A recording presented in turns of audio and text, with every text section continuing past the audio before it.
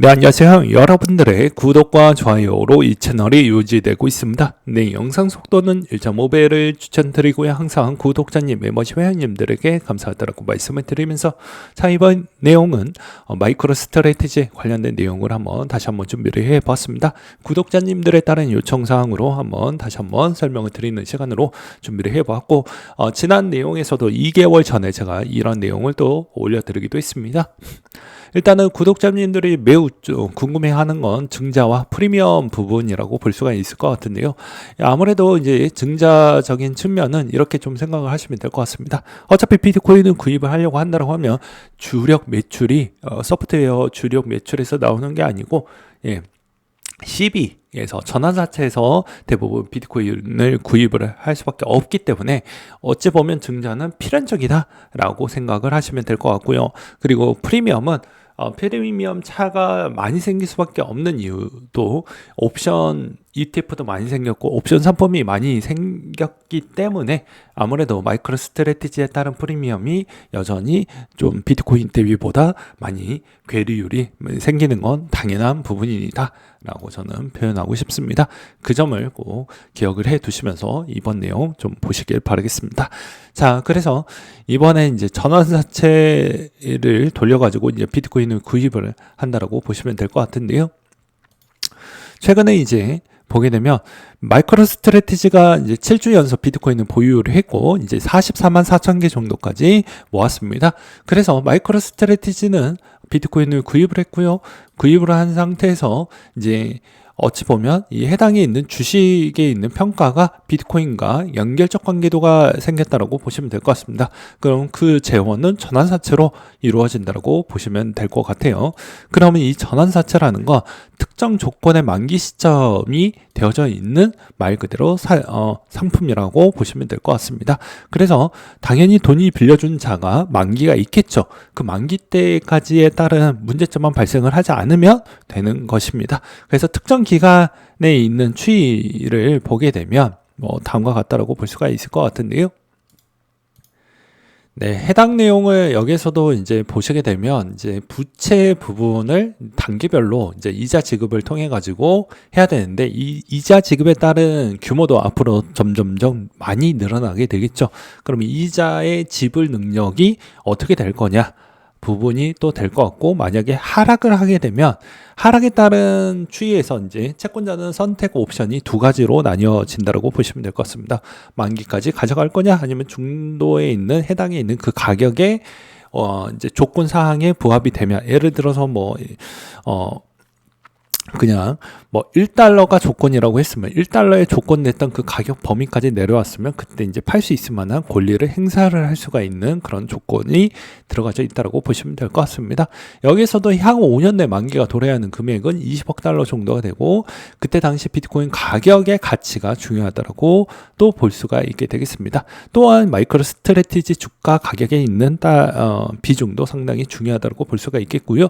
그리고 여기서도 대부분 27, 28 시즌의 만기가 돌아야 하는 비중이 생각보다 많이 있기 때문에 아직 우리가 생각했던 그 시즌에서의 다른 문제점 요소는 거의 별로 없다라고 보시면 될 것 같습니다.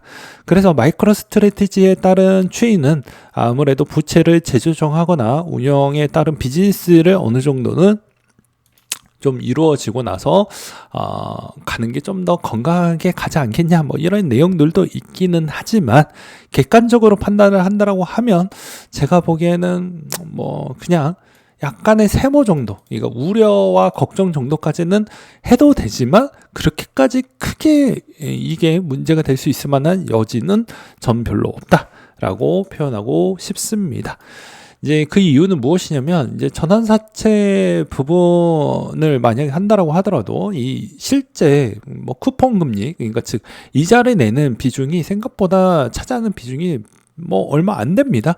네, 거의 제로 쿠폰에 거의 있고 낸다라고 해도 거의 아주 저렴한 금리로 지금 어떻게 보면 운영을 하고 있기 때문에 분양 요소는 28년도 이후부터 좀 보는 게 맞지 않을까라고 생각이 들고요. 그리고 또 시트론 리서치에서도 마이크로 스트래티지 너무 오버히트 한 것 같다. 뭐 이런 게 이제, 뭐 11월 달에 나왔던 뭐 기사 내용이기도 했죠. 너무 강하니까 오히려 이런 형태에서도 이제 여기에서도 이렇게 공격적인 공매도 집단이 개입을 하면서 마이크로 스트래티지에 따른 우려감도 한때 많이 키우기도 했습니다. 그렇지만 이제 뭐 어차피 이걸 좀 더 잠식시키기 위해서 이번에 이제 뭐 마이크로 스트래티지에서 직접적으로 사업 보고서를 이제 이야기를 하기도 했었고, 우리의 로드맵도 또 주주들한테 아주 설득을 잘 시키기 위해서 아주 구체화적으로 또 발표를 하기도 했습니다. 그래서 전략적으로 25년, 26년, 27년 전략적으로 비트코인을 비축하는 방법에 대해서도 구체화적으로 설명을 또 하기도 했었고, 그 다음에 대차 대조표 부분을 충분히 신경 쓰면서 진행을 하겠다라고 했으니 계획과 실행은 다소의 있는 차이점은 분명히 발생을 할 수가 있습니다.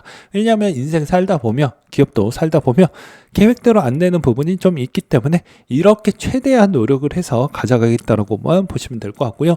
그러면 당연히 이제 여기서 이제 궁금한 건 이 시비를 사주는 대상자가 앞으로 이거를 계속 구입을 해줄 수 있냐에 따른 물음표가 발생을 할 것입니다. 그렇지 않을까요? 그러면 당연히 전환사채는 어떻게 잘 운영이 될 것인가에 따른 궁금점이 생기겠죠. 그러면 이 부분을 보시면 될 것 같습니다. 저도 뭐 어찌 보면 이 델타 해칭하고 감마 트레이닝 부분을 이제 아비트라지 효과로 인해서 대부분 이제 뭐 기관들이 이제 뭐 어찌 보면 전환사채를 좀 사주는 뭐 그런 척도라고 보시면 될 것 같습니다. 그러니까 이 아비트라지를 적절하게 사용을 해서 이제 MSTR 부분을 적극적으로 이익을 극대화하는 전략이라고 보시면 될 것 같은데요. 누군가한테 설명하기가 좀 너무 어렵습니다. 그래서 저도 이제 GPT 부분을 좀 통해 가지고 여러분들에게 설명을 드릴 건데요. 그냥 대충 뭐 이런 게 있구나라고 보시면 될 것 같습니다. 감마 트레이닝이라고 했는데 이거 대부분 이제 수학 기법을 어느 정도 이해도가 높으면 이해가 잘 되실 거예요. 일단은 그냥 이 변동성 추이에 따른 추이에서 돈을 벌 수 있다 정도로만 생각을 하시면 될 것 같습니다. 델타 해칭도 마찬가지입니다. 여기서도 이제 가격에 따른 옵션 가격에 있는 추이에 따라서 변동성이 좀 생기게 되고, 그리고 그거에 따라서 돈을 좀 벌 수 있는 구도가 있구나 정도로 알게 된다고 하면, 이 전략을 통해 가지고 이제 대부분 기관들은 당연히 이 전환사채를 사주는 목적은 이런 변동성에 따른 아비트라지의 차익을 좀 얻기 위해서 이 감마 트레이닝하고 델타 해치를 통해서 저렇게 이제 수익성을 극대화하려고 하는 전략으로 전환사채를 사주겠구나라는 걸 알 수가 있게 되겠습니다. 그래서 여기에서도 이제 감마 트레이닝 부분을 보게 되면 뭐 어려운 거 다 제끼고, 어차피 우리는 뭐 돈 벌려고 하지 이런 거 뭐 많이 알려고 하는 거 아니잖아요. 핵심만 보게 되면 롱 감마, 숏 세타, 그리고 숏 감마, 롱 세타 부분이라고 이제 될 수가 있는데요.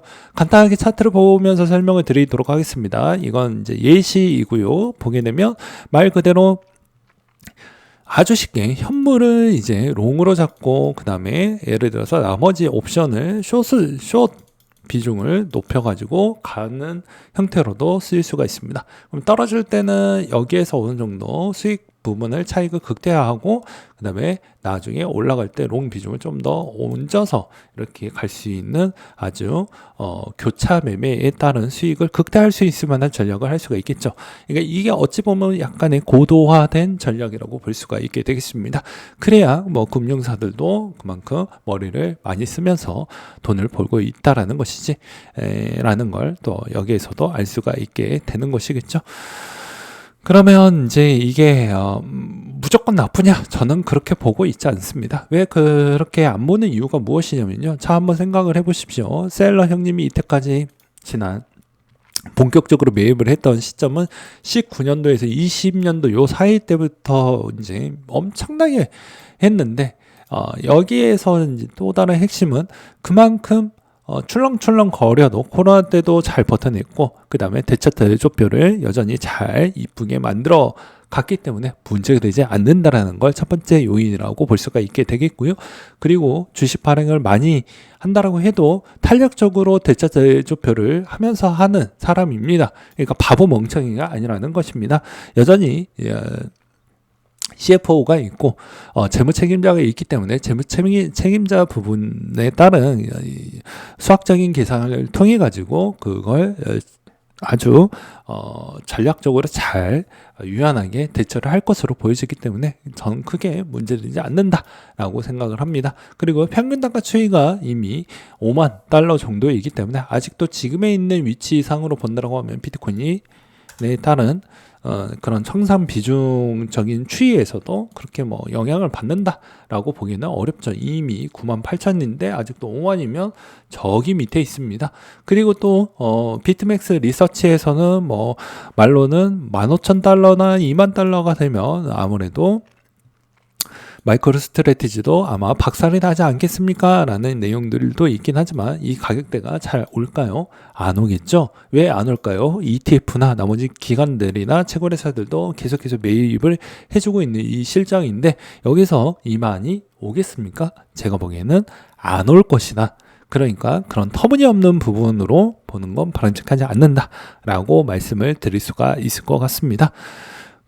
그리고 만약에 그런 상황이 와서 마이크로 스트래티지에 문제점이 발생을 한다라고 하더라도 어차피 이 주주들에 따른 추이를 보게 되면요.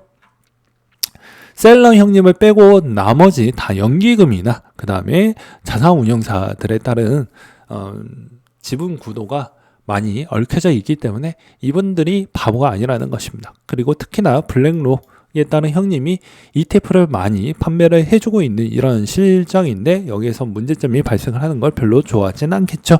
그러면 당연히 추가적으로 지분 매입이나 전환사채 비중을 더욱더 해서 커버를 해줄 것으로 저는 생각을 하고 있는 실정입니다. 그리고 또한 만약에 납폭이 나왔을 때 거 봐라 그렇지 않았냐 라고 그렇게 우리가 화학자적 관점으로 봐봐야 우리에 있는 시드가 늘어나는 건 아니겠죠. 그러면 당연히 그 상황이 만약에 연출이 됐다고 하더라도 곧바로 대주주 부분의 지분 매입을 누가 제일 많이 했냐를 여기에서 또 유료 사이트 들어가서 확인해 보면 바로바로 알 수가 있습니다. 누가 취득을 했고 누가 대주주에서도 추가 매입을 누가 더 많이 했느냐. 그러면 누가 겉으로는 뻥카를 겁나게 하면서 뒤에서는 매입을 했는지 알 수가 있겠죠.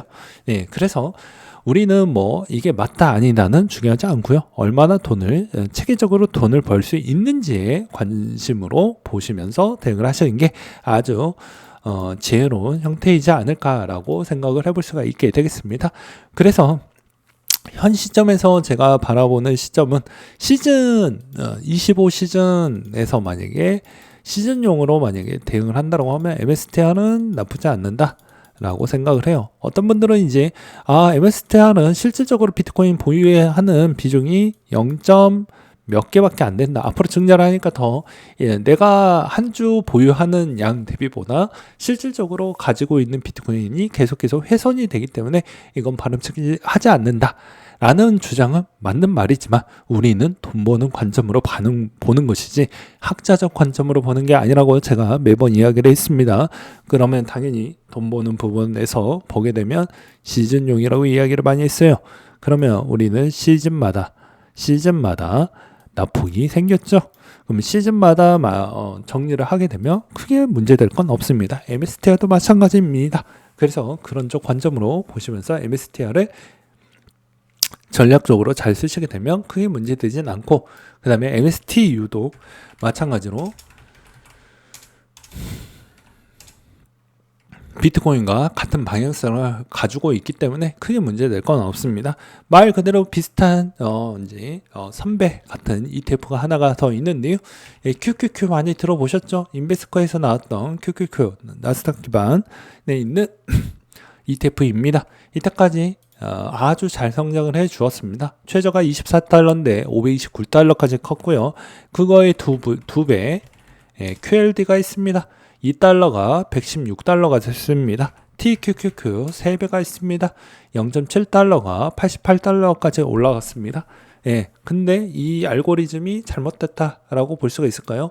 비트코인 관점에서만 보았을 때 새로운 상품군과 그리고 기존의 상품에 있는 알고리즘은 그냥 그대로 갖다 와서 그대로 갖다 썼을 뿐입니다. 근데 이것도 어찌 보면 제가 뭐라고 했습니까?